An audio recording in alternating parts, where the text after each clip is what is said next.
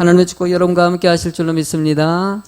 양옆 앞뒤로 반갑습니다. 인사 좀 나눌까요? 예, 그래요. 예. 하나님이 기뻐하는 마음, 제목을 한번 읽어볼까요? 하나님이 기뻐하는 마음. 여러분들 하나님이 기뻐하는 마음이 되실 줄로 믿습니다. 예, 설교를 준비하는데 옛날에 군가가 어디냐면 라디오 방송에서 군가가 한번 틀어준 적이 있었어요. 멋있는 사나이로, 남자들은 뭐 다 군대 갔다 오면 알 거예요. 멋있는 사나이 많고 많지만, 생각나요? 남자들은, 여자분들 다 모르죠. 예. 이 군가 아는 분들이 있어요. 그래서 제가 이 찬양이 아니죠. 이 군가를 보면서 오늘 설교랑 좀 연관해가지고요. 하나님이 봤을 때 우리 마음이 좀 멋있었으면 좋겠다 생각해서 한번 이렇게 가사를 한번 바꿔봤어요, 내가. 가사를 바꿔봤는데, 멋있는 성도님, 이렇게 바꿔봤어요. 그러니까 성도라고 바꾸니까 아주 쉬워지더라고요. 남자들은 한번 같이 불러줘요. 군대 갔다 온 사람들. 그러니까 여기서 남자들이 이 노래를 안 부르면은 군대 안 갔다 온 사람이 되는 거예요. 여자분도 한번 불러봐요. 이게 의미 있거든요. 그러니까 제가 부를 테니까 여자분들도 아시면 한번 따라 불러보세요. 시작. 멋있는 성도님, 많고 많지만 내가 성도다, 멋진 성도다. 영적 전쟁 천하무적, 사랑은 뜨겁게 바로 내가 성도이다. 멋진 성도다. 한 번 더 불러요. 멋있는 성도님, 우리 손뼉 치면 넓지만 바로 내가 성도다, 멋진 성도다. 아멘. 영적 전쟁 천하무적, 사랑은 뜨겁게 바로 내가 성도이다. 멋진 성도다. 좋다. 이거 계속 이거 찬양으로 불러도 될 것 같은 생각이 드는데, 탁 불러보니까 이게 이 설교를 준비하면서 그래요. 멋있는 성도의 삶이 되는 거. 군인들이 왜 이 노래를 갖다가 아침에 조깅하면서 멋있는 하면서 부를까요? 그래요. 멋있는 군인이 되길 원하는 마음으로 여러분들 노래 부르면서 그렇게 되라고 얘기하는 것이죠. 하나님을 여러분을 향해서 멋있는 성도가 되길 원하십니다. 이 어렵고 힘들고 여러분들 유혹이 많은 세대 가운데 믿음 잘 지키고 주신 사명 잘 감당하면서 나가는 성도가 되는 거. 그러나 우리가 세상을 살아가면서 여러 가지 유혹을 많이 받지 않습니까? 당시에 바울 사도가 로마 교인을 바라보는 시각이 그래요. 로마의 환경이 너무나도 유혹이 많은 것이에요. 그런 상황 가운데서 믿음 지키고 신앙생활 지키며 살아가는 성도들의 모습이 사실 현실적으로 어려운 것이에요. 이런 어려운 가운데 믿음을 잘 지키기 위해서 여러분들 늘 조심해야 될 건 조심하십시오. 늘 말씀 안에서 우리가 흔들리지 말아야 됩니다. 그러면서 서로 함께하고 서로 연합해가지고 하나님의 뜻을 이루는 그런 믿음 생활 하십시오. 멀리 떨어져 있지만 바울 사도는 간절히 그들의 믿음이 흔들리지 말라고 이 말씀을 선포하는 것이에요. 저는 여러분들에게 동일합니다. 이 어려운 세대에 흔들리지 않는 믿음이 되길 소망합니다. 유혹이 얼마나 많아요. 그럼 많더라도요, 하나님은 여러분들이 지킬 수 있는, 이길 만한 믿음을 주셨어요. 충분히 이길 수 있어요. 세상에 어려운 시험이 닥치더라도 감당할 만한 것을 주신다고 하시지 않습니까? 그러니까 여러분들이 못할 것이 없어요. 낙심할 이유도 사실 없어요.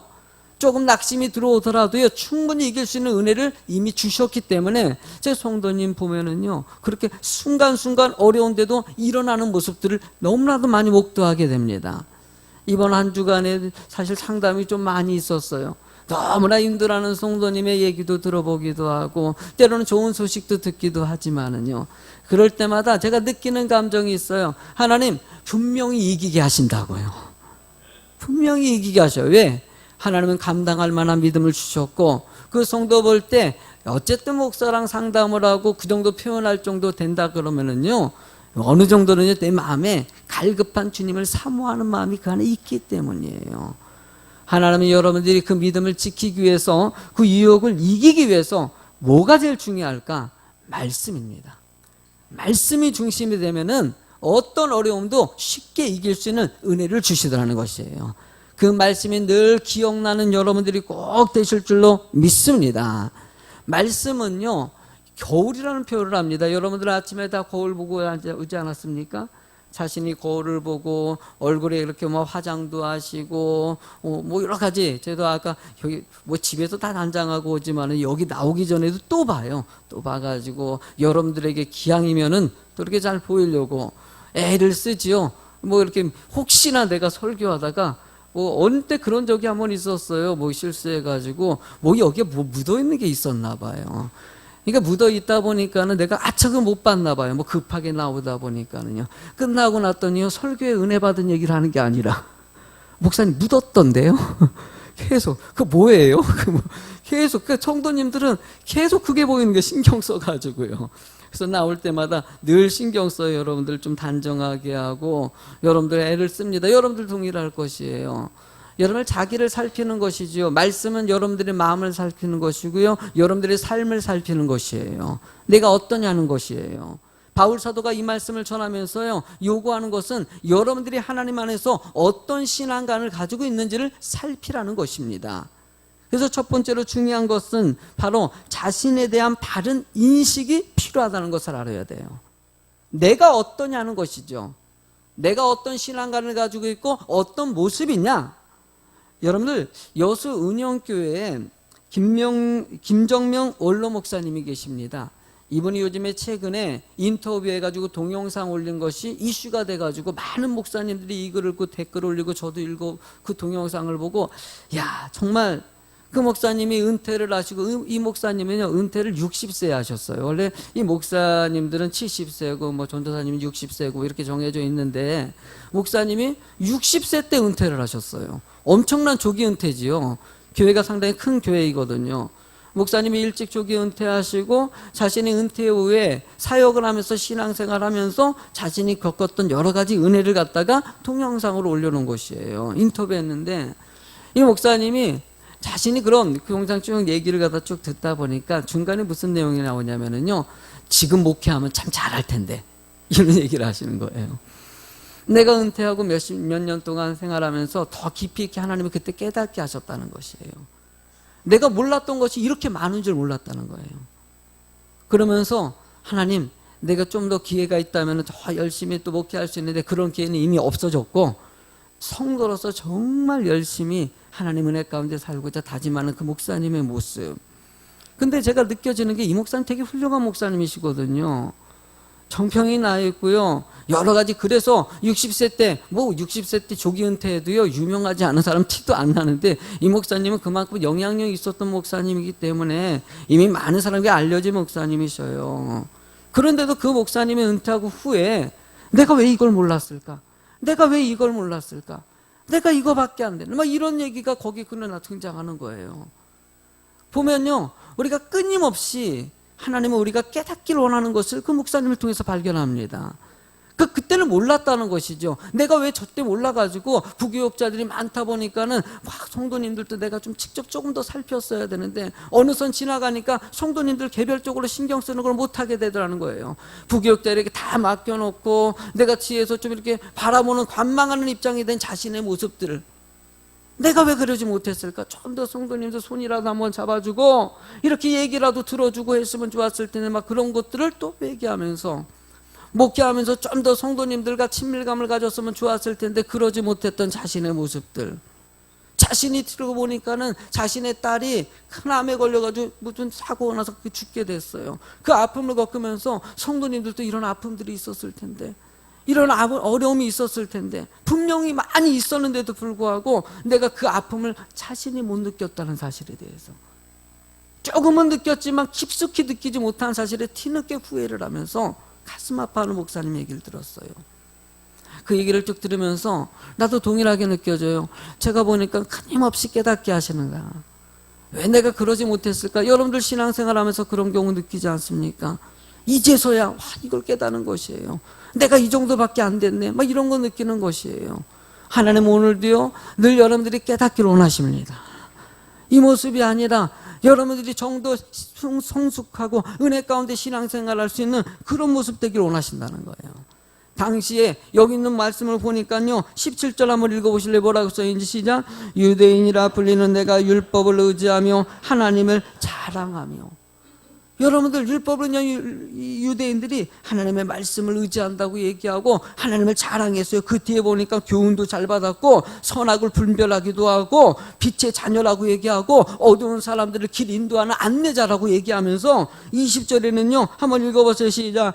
율법에 있는 지식과 진리의 모범을 가진 자로서 어리석은 자의 교사요 어린아이의 선생이라고.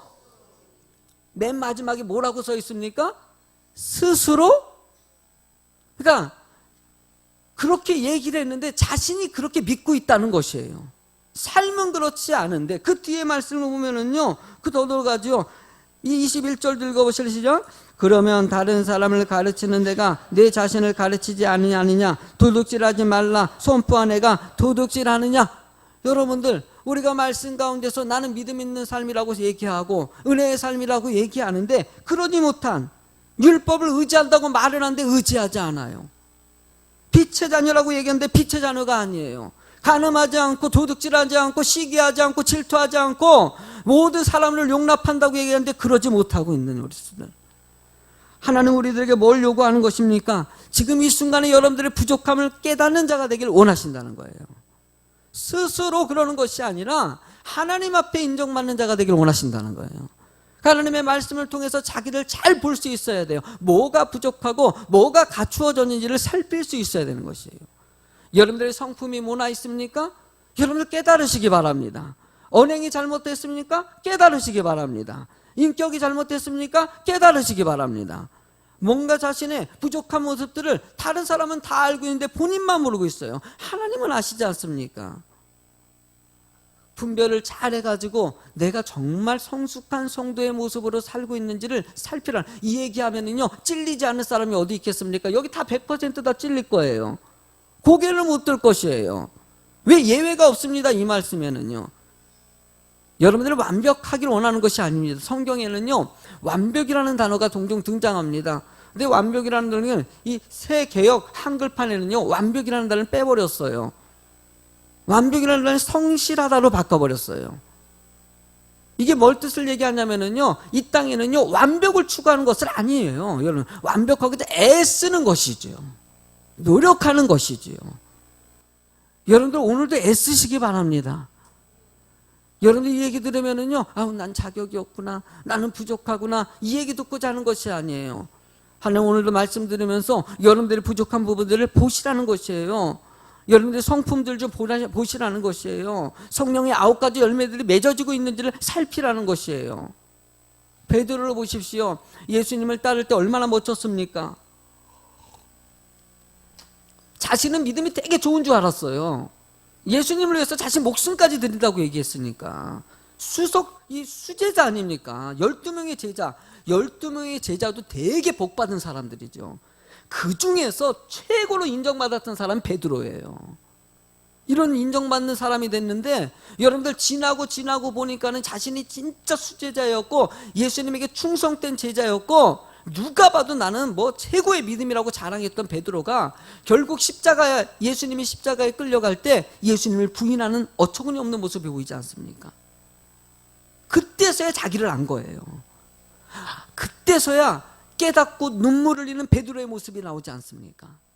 여러분들의 믿음 가운데서도요, 여러분들 고난이 있다는 것은요, 은혜입니다. 제가요, 고난에 대한 글을 갖다가 올렸어요. 많은 사람들이 댓글을 올리셨더라고요. 막 이렇게 댓글 올리고 저렇게 댓글 올리고 막 이런 댓글 중에서 이런 글이 있어요. 하나님, 목사님, 시험은 은혜잖아요. 축복이잖아요. 그래요. 시험은 축복이에요. 왜? 자신을 발견하는 것이거든요. 시험을 통해 가지고 내 부족한 부분들이 거기서 발견되는 것이에요. 내 연약한 부분이 거기서 발견되는 것이에요. 내가 그걸 이기지 못한다면 그 부분이 부족한 것이에요. 내 거기에 흔들리고 있다면 거기가 약한 것이에요. 그것을 캐치했다면요, 그것을 보완하기 위해서 애쓰면은요, 이전보다도 더 강한 믿음이요, 은혜의 믿음이 될 수 있다는 것이죠. 여러분들 자기를 잘 보시는 여러분들이 되실 줄로 믿습니다. 바울 사도는 이런 총체적인 얘기를 쭉 하는 이유는요, 보라는 것이에요. 이런저런 저런 얘기 다 끌어내는 것이에요. 그래가지고 고르라는 것이에요. 여러분, 두 번째 제목을 한번 읽어보세요. 시작. 주의 이름을 높이는 성도가 되어야 합니다. 본의 말씀을 보니까요, 23절 읽어보실래요? 시작. 율법을 자랑하는 내가 율법을 범함으로 하나님을 욕되게 하느냐. 기록된 바와 같이 하나님의 이름이 너희 때문에 이방인 중에서 모독을. 여러분들, 성도들이 세상에 살아가면서 여러분들의 모습 때문에 하나님의 모습이 거기서 드러나는 것이에요. 여러분들이 어디 가서요, 이렇게 얘기해 보십시오. 나 예수비전교회 성도입니다. 그리고 길가에 쓰레기 버려요. 그러면 에이구, 예수비전교회 전체 성도가 쓰레기 버린 사람들은, 여러분들의 생활의 모습들이 그렇게 드러나는 것이에요. 하나님은요, 여러분들을 통해 가지고 하나님이 욕되게 되는 것이 아니라 하나님이 더 높여지길 원하시고, 주의 이름이 더 높여지고 하나님께 더 영광 돌리는 그런 성도가 되길 원하신다는 거예요. 여러분들, 이 나라를 전체적으로 따지면은요, 나라의 발전을 위해서 열심히 일해가지고 세금 내는 사람들이 있어요. 세금은요, 나라의 발전을 위해서 쓰는 것이에요. 그러나 여러분들, 세금을 내지 않는 사람들도 있을까 없을까? 세금을 까먹는 사람도 있을까 없을까? 감옥 속에 계신 분들, 감옥 속에 있으면 여러분들 그 안에서 죄를 저지르지도 않고 들어가는 사람도 있지만은요, 감옥 속에 있다든지 사고를 저진다든지 그러면은요, 여러분들 거기에 들어가는 비용들이 얼마나 많은지 몰라요. 기왕의 인생을 살아가려면은요, 여러분들 멋지게, 우리 학생들도요, 열심히 공부하셔가지고요, 잘 되십시오. 아멘. 세금도 많이 내고, 아멘이 정례 세금 내라 그랬더니, 세금 내는 것도요, 은혜입니다. 어? 여러분들, 하나님 은혜 가운데서 열심히 해가지고 나라를 발전시키고, 교회도 마찬가지예요. 우리 교회 성도님 보면은요, 교회를 성장시키고요, 교회를 더 은혜스럽게 만들고요, 새벽 재단에도 그렇고 사역에도 그렇고요, 여러분들 볼 때마다 얼마나 하나님의 이름을 높이는 분들의 모습을 봅니까? 여러분들, 어저께도요, 유치부 여름 성경학교 하는데 참 은혜가 되더라고요. 왜? 난 유치부 아이들이 그렇게 많은 줄 몰랐어요. 세상에 바글바글. 근데 그 유치부 아이들이 예배 드리는 장소가 지금 아시죠? 그 조그만 방 가봐서 보셨습니까? 어른들이 그거 한 번도 안 가보지요. 유치부 예배실은요, 정말 요거만 해요. 요거 우리 강대상 요 앞에 부분만 해요. 그거만 한데도 불구하고 거기서 보니까 20여 명의 아이들이, 선생님들이 내가 보니까 앉지도 못할 것 같아. 정말 그 안에서 그렇게 유치부를 부흥시키고 성장시키고 막 이래가지고 여름 성경학교 하는데, 이거 정말 하나님의 이름을 높이고 있는 교사들의 모습을 느껴져요. 어저께 또 식당 봉사하신다고 또 오셔서 하시는 분들이 계시지요. 오늘도 아마 음식 준비하시는 성도님들 계실 거예요. 여러분들, 그렇게 여러분들을 위해서 헌신하는 모습, 주님의 이름이 높여지는 것이에요. 성가대 찬양하지요, 주일학교 교사하지요, 부침개 사역한다고 하죠, 요양원 사역하지요. 빼먹은 거 혹시 있나? 이것도 살펴봐야지. 목사님 또 이거 우리 거 빼먹었어요, 시험들. 여러분들, 그래 다양한 사역하면서요, 하나님의 은혜깔로 영광을 돌리며 주의 이름을 높이지 않습니까? 여러분들, 사도행전 2장 45절부터 47절 쭉 한번 읽어보세요. 시작. 내 재산과 소유를 팔아 각 사람의 필요를 따라 나눠주며 날마다 마음을 같이하여 성전에 모이기를 힘쓰고 집에서 떡을 떼며 기쁨과 순전한 마음으로 음식을 먹고 마음을 찬미하며 또 온 백성에게 칭송을 받으니 주께서 구원받는 사람을 날마다 더하게 하시니라. 아멘. 하나님을 찬미하며 또 온 백성에게 뭘 받아요? 칭송을 받으니까. 그 앞에 내용을 보니까 얼마나 멋집니까? 내 재산을 팔아서 나눠주고 늘 모이기 힘쓰고 마음을 같이하고. 여러분들, 이 마음을 같이 한다는 것은요, 서로가 한 마음이 된다는 것을 얘기하는데, 이게 얼마나 어려운지 몰라요. 상대방을 이해해주는 사람이 있을 때 가능한 것이에요. 저는 우리 교회가요, 항상 모이기에 힘쓰고요, 마음을 같이 하는 교회가 되길 소망해요. 내 소유를 팔아가지고 어려운 사람에게 줄 수 있는 이 마음이 되는 거. 교회는요, 이게 근본입니다. 그래서 성도님들끼리도요, 서로 힘든 사람이 있을 때 서로 위로해 줄 수 있는 은혜의 성도가 있는 거. 교회 분열을 일으키는 성도가 있는 반면에 막 그냥 같이 함께 하려고 마음을 모으고 이런 성도들이 있어요. 여러분, 부탁드립니다. 여러분들의 마음에 그런 중보자가 되시길 바랍니다. 여러분들이 주변을 한번 살펴보시죠. 한번 옆 사람 얼굴 보세요. 여러분들 주변 사람 보시죠. 얼굴 한번 보시면 딱 느껴져요. 여러분들, 뭔가 근심이 있을 수 있고요, 염려가 있을 수 있고요. 지금 웃지 마시고요. 여러분들 이게 딱 보면은요, 평상시에 길 가다가 눈 한번 스쳐 보십시오. 딱 눈빛 보면은 눈빛만 봐도요, 오래 보면 알아요. 저분이 근심이 있는지. 여러분들 이렇게 저도 성도님 딱 보면은요, 이 집사님, 이 권사님, 이 성도님, 이 학생, 이 청년, 뭔가 연려가 있구나, 근심이 있구나. 아이고, 저 학생은 저거 고민이 있네, 지금 보니까. 계속 그냥, 아이고, 이게 느껴져요, 이게 느껴져요. 그럴 때요, 느꼈을 때 옆 사람 손 한번 잡아주시고요, 좀 다가서 주세요. 꼭 이런 얘기 하면은요, 아무도 나한테 안 다가온다고. 여러분들이 다가셔야 돼요. 이런 성도들이 있어요. 아니, 교회 오니까요, 사랑이 없어요. 누구도 나를 아는 채도 안 해주고요, 가까이 하지도 않고요. 여러분, 그래요. 교회가요, 참 생각 같지 않아요. 제가요, 교회 한 6년째 됐을 때 제일 힘들었어요. 왜 그때가 힘들었는지 아세요? 교회가 갑자기 부흥했어요, 그때가요. 교회가 그렇게 부흥하지 않다가 5년째, 6년째 되면서 갑자기 교회가 막 부흥했어요. 성도들도 막 등록성도 있고 갑자기 자리가 차고 교회 막 확장하고 막 그랬거든요. 이러다 보니까 무슨 현상이 나면요, 초신자 비율이 반이 되는 거예요. 그러니까 초신자가 딱 교회 하는데 아는 체를 별로 안 하는 거야. 왜? 다 자기가 초신자거든. 그러니까 서로 간에 뭔 교회가 이렇게 아는 체도 안 하냐. 아는 체도 얼굴도 막, 그러니까 처음에 자기도 그러니까 그분 바라보면 그분이 바라보는 아는 체 안 하는 분도 초신자야. 그러니까 빨리 기간이 지나가지고 조금 신앙생활 그래도 몇 년 하신 분들이 빨리 나와야 될 텐데, 이제는 성도님들이 좀 연륜이 쌓인 분들이 있어가지고 여러분들 이렇게 좀 서로 챙겨주는 모습이 나타나요. 근데 아직도요, 여러분들 부족한 부분이 많아요. 나는 식사할 때요, 여러분들 어떨지 모르겠는데 밥 먹을 때요, 저는 여러분들 저를 보셨는지 두리번 저는 살펴요. 그래가지고요, 혹시나 혼자 외롭게 먹는 분이 있냐 이렇게 살펴봐요. 여러분들 그럴 때 같이 가가지고 안녕하세요, 혼자 식사하시는데요, 같이 식사할까요? 이러면서 얘기해 줄 수 있는 분이 있었으면 좋겠어요. 늘 가까운 사람하고 먹는 거 나쁜 거 아니에요. 이해할 수 있어요. 가끔씩은 주변을 살피라는 것이죠. 가까운 사람들의 얼굴을 좀 살피라는 것이죠. 여러분들, 교회는 이렇게 주의 이름을 높이는 여러 가지 방법들이 있습니다. 사역을 하면서 서로 마음을 살펴주면서 이렇게 살펴줬을 때 교회가 정말 아름다운 공동체 모습을 만들 수 있어요. 예수비전교회 그런 교회가 또 될 줄로 믿습니다. 우리가 마지막으로 세 번째 제목 읽어볼까요? 시작. 하나님이 기뻐하는 마음으로 살아. 하나님이 기뻐하는 마음. 여러분, 이 마음이라는 게 참 묘한 것 같아요. 오늘 제가 오후에 오후에 집회가 있어도 초청받아서 다른 교회 좀 가게 되는데요. 제가 외부 집회를 가면은요, 설교가 똑같습니다. 그러니까 우리 목사님 외부 집회 당하면 준비하느라고 바쁠 거라, 부흥성에 가면은 부흥성에 다음 주 부흥성에도 준비되어 있지만은 부흥성에 가면 힘들 거라고 생각하는데 하나도 안 힘들어요, 솔직히.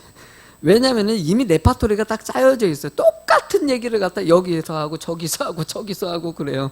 가끔 좀 그럴 때가 있어요. 똑같은 얘기 하니까는 그냥 좀 이상하게 느낄 때가 있어요. 나도요. 설교할 때 신선미가 좀 떨어지죠. 그런데 똑같은 설교를 하는데도 어떤 교회는 막 은혜가 뜨거울 때가 있어요. 막 아멘도 막 쩌렁쩌렁하고 막 손 높이면서 하면서 막 분위기 이런 데가 있고요. 어떤 데는요, 가면은 설교하면요, 왠지 모르게 막 그냥 분위기 처음에 그것 끌어내느라고 그냥, 어떤 교회는요, 아멘도 그냥 이게 아멘 안 하려고 작정한 것 같지 이러고 있는 거 같아요. 이 목사님이 이미 좀 분위기를, 우리 교회 원래 좀 분위기가 좀 이래요. 안에 교인들이 지금 분쟁이 있어가지고 좀 이렇게 갈라졌어요. 이런 교회 가면요, 딱 강단에서도요, 이게 쫙 느껴져요. 우리 교인들 얼마나 표정 좋습니까? 이게, 이야, 우리 교회는 은혜예요, 이게요. 아멘이 없네. 여러분들, 그런데 이게요, 성도님들이 그런 것도 있겠지만요, 목사님이 나를 소개하는데 영향이 큽니다. 제가 사실은요, 저기 유명한 강사가 아니에요. 별 볼 일 없어요. 사실은요, 그냥 조그만 교회 개척해서 교단에서 조금 이렇게 상도 받기도 하고 인정받아가지고 조금 이제 알아주긴 했지만은 제가 그렇게 설교 특별하게 잘하는 스타일도 아니고 유명한 출신도 아니거든요. 그러다 보니까 목사님들이 소개하는 거 저를 모르고 초청하는 분들이 많아서, 이번 오늘 가는 목사님도 저를 모르고 누구 소개받아가 초청했어요. 근데 가끔 가다가 저를 소개할 때 완전 뛰어넘어서 이럴 때가 있어요. 이분 목사님은 대단한 것 같지. 전 세계적으로, 난 세계적이지 않거든. 안 세계적인데, 세계적이고, 이 목사님이 한국 교계를 안 이끌고 있거든, 내가. 근데 막 한국 교계를 이끌고 있고 막 이렇게 소개하잖아요. 그럼 성도님 눈빛이 어떤 줄 알아요? 딱 쓰면은요, 눈빛이 초롱초롱해. 이거 뭐 어떤 목사님이야? 막 그래요. 근데 어떤 목사님은 그냥 박창훈 목사님 오셨습니다. 딱 쓰면은요, 그분들이 뭘 알아요? 그게 랭랭해요. 근데 여러분들, 그렇게 하면은요, 설교가 정말 내가 얼마나 편한지 몰라요. 얼마나 기쁜지 몰라요. 뭔가 내가 인정받고 있다고 느껴지는 거 있지 않습니까? 내가 이 부족한 인간도요, 이렇게 사소한 일에요, 인정받을 때 기분이 되게 좋아요. 집회하고 나면은요, 오늘도 그런 우리 목사님 다 소개를 잘했으면 좋겠어요. 근데 여러분들, 하나님도 똑같아요. 하나님도 인정받기를 원하셔요. 하나님을 늘 바라보고, 하나님을 높여주고, 하나님이 최고이고, 여러분들 이런 모습들이 여러분들 마음속에서 그런 표현들이 나오기를 원하신다는 거예요. 하나님이 여러분을 창조하신 분이십니다. 여러분의 구원주가 되십니다. 그 하나님을 여러분들이 늘 선포하고 자랑할 수 있는 입술 되기를 원하신다는 거예요. 그래서 선택받은 것이지요. 근데 바울 사도가 로마에 있는 유대인들에게 이렇게 얘기합니다. 25절 읽어보실래요? 시작. 내가 율법을 행하면 할례가 유익하나 만일 율법을 범하면 내 할례는 무할례가 되느니라. 이게 뭘 뜻합니까? 할례가 무엇입니까? 이스라엘 백성들의 표징입니다. 하나님 백성이라고 얘기하는 것이에요. 근데 이것을 뭘로 사용하냐면요, 할례 받은 것으로 나 하나님 믿는 사람이니까 이제 끝이라는 것이에요. 아니에요, 여러분들. 삶이 중요한 것이죠. 여러분들 예수 믿고 교회에 예수 비전교회 등록했다고 끝입니까? 아니에요. 말씀을 듣고 삶이 중요한 것이에요. 29절을 읽어보세요. 시작. 오직 이면적 유대인이 유대인이며 할례는 마음에 알지니 멍에 있고 율법 조문에 있지 아니한 것이라 그 칭찬이 사람에게서만 아니요 다만 하나님에게서니라 라고 얘기합니다. 세상에 칭찬 들려는 것이 아니라 하나님께 인정받는 자가 되기를 원하신다는 거예요. 여러분들 인생을 살아갈 때도요, 이 중심 절대 놓지 않는 여러분 되실 줄로 믿습니다. 하나님이 중심이 되는 거예요, 여러분들. 여러분들이 연약하고 힘들 수도 있습니다. 여기 이 말씀을 전할 때 유대인들의 모습은요, 자신은 그냥 할례 받았으니까 하나님의 선택받은 백성이니까 나는 이래도 되고 저래도 되고 상관없다라고 생각하는데 아니라는 것이에요. 내가 더 깊이 있게 하나님의 이 장성한 분량에 이를 수 있도록 애쓰어야 된다는 것이에요. 여기서 마음의 할례라고 표현하지 않습니까? 이 마음의 할례가 필요한 것이에요. 정말 도려낼 걸 도려내고요, 더 성숙한 여러분들의 마음의 모습을 만들어내라는 것이에요. 딱 봐도요, 마음이 풍성한 사람이 있어요. 따뜻하다는 소리. 저도요, 그 소리 들을 때가 제일 기분 좋아요. 목사님이 좀 마음이 따뜻한 것 같아요. 이번에도 제가 페이스북에 글 올린 것을 보고 그런 표현을 많이 했더라고요. 목사님이 참 마음이 따뜻하다. 그러면 제가 답변하고 진짜 그런 사람 되고 싶어요. 따뜻한 사람 되고 싶어요. 제가 좀 따뜻해 보여요? 네? 따뜻했으면 좋겠어요. 여러분 봤을 때 우리 목사님은 따뜻하고 포근하고, 근데 가끔 가다 목사님 좀 너무 어려워요. 뭐 그냥 목사님이 좀 그냥 너무 그냥 막 그렇게 얘기할 때 꼭 밥 먹을 때 내 앞에 안 앉으려고 그러고, 막 그럴 때 막 시험 들어, 막 피해가 막 내가 앉으면은요, 뭐 천천히 들어와. 천천히, 내가 먼저 들어가면은요 천천히 들어와. 이유가 뭐냐면은요, 내 옆에 안 앉으려고. 야, 그럴 때면은 내가 그렇게 날카로운가? 내가 무서운가? 그러니까 어려운 것이죠. 그죠? 아닌가? 좋은데 어려운 것 같이 느껴져. 그래서 나는 편하고 그냥 친근감 있고 이랬으면 좋겠어요, 여러분들. 여러분들, 그래요. 목사도요, 여러분들에게 그런 친근감 마음 갖기를 원하시는 그런 마음이 있는 것 같이 하나는 늘 여러분들이 하나님 은혜 가운데서 친밀감이 보여지길 원하셔요. 하나님을 너무 사랑합니다. 이런 거 있지 않습니까? 그냥 형식적으로 하나님 사랑합니다. 그냥 하나님 사랑합니다. 막 그런 거 있잖아요. 한번 해보세요. 어려운가? 하나님 사랑합니다. 시작. 아유, 딱딱해. 딱딱해. 이게 정말 사랑하는 애인한테 뭐 이렇게 할 때 있잖아요. 너무 막 자식들 너무 이쁘잖아요. 그러면 어저께도 애기들 보니까 너무 이뻐요. 어떤 집사님이 애기 너무 이뻐요, 너무 이뻐요, 막 이런 거 같이. 그러니까 하나님을 향해서 하나님 너무 하나님 사랑합니다. 막 그냥 너무 좋아요, 막 여러분들, 하나님이 여러분들이 이런 감격적이고 이렇게 좀 하나님을 애타게 찾는 모습이 되길 원하셔요. 데살로니가 교회의 모습을 같이 읽고 끝내도록 하죠. 데살로니가 1장 6절. 교인들의 모습입니다. 시작. 또 너희는 많은 환난 가운데서 성령의 기쁨으로 말씀을 받아 우리와 주를 본받는 자가 되었으니 그러므로 너희가 마게도냐와 아기야에 있는 모든 믿는 자의 본이 되었느니라. 주의 말씀이 너희에게로부터 마게도냐와 아기야에만 들릴 뿐 아니라 하나님을 향하는 너희 믿음의 소문이 각처에 퍼졌으므로 우리는 아무 말도 할 것이 세상에 바울 사도가 데살로니가 교인들은요 정말 열심히 하고 애쓰다고 성령의 은혜 받아가지고 기쁨과 은혜가 충만하기 때문에 할 말이 없다는 것이에요. 우리 성도님도 그래요. 할 말이 없을 정도로 은혜 있습니다. 아멘. 다 그런 건 아니에요. 다 이렇게 여러분들 이렇게 예배드리고 하나님 의지하고 하나님 바라보는 모습들 하나님이 칭찬해 주시는 거예요. 오늘도 여러분들은 여러 가지 힘든 상황 가운데도 주님 의지하려고 오신 분들이 계실 거예요. 주님이 붙잡아 주시는 거예요. 그 신락 같은 겨자씨 같은 믿음이에요. 그게요. 정말 상황을 봤을 때는요 지금 교회 올 것도 아니고 막 주저앉아서 울어야 되고 통곡해야 될 일이에요. 그런데 그래도 나 주님 바라봅니다 그러면서 어쩌면은요 내 마음은요 기어서 왔을지도 몰라요. 와서 주님 바라보는 여러분들의 심령을 다른 사람 몰라도요 누구나 알아주셔요? 하나님은 아셔요. 사람들이 뭐 얘기해도요 그 말에 무슨 위로가 되겠습니까? 목사가 아무리 좋은 따뜻한 말로 위로해봐도 얼마만큼 위로가 되겠습니까?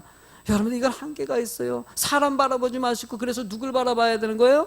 하나님 바라볼 때 여러분들이 믿음이 더 은혜가 될 수 있고요 충만한 복을 누릴 수 있는 것이에요.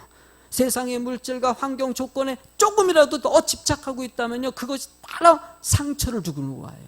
여러분들 하나님 바라보고요 여러분들이 진정한 마음의 기쁨이 넘쳐나길 주의 이름으로 축원합니다.